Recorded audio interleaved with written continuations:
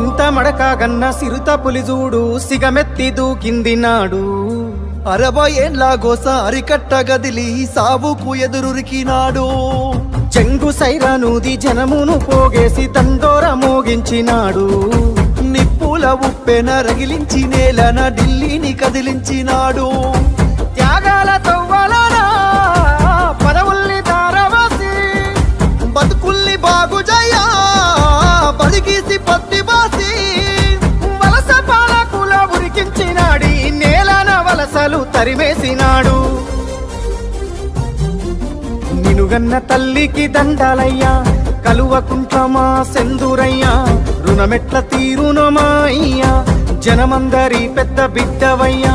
నిలుగన్న తల్లికి దండాలయ్యా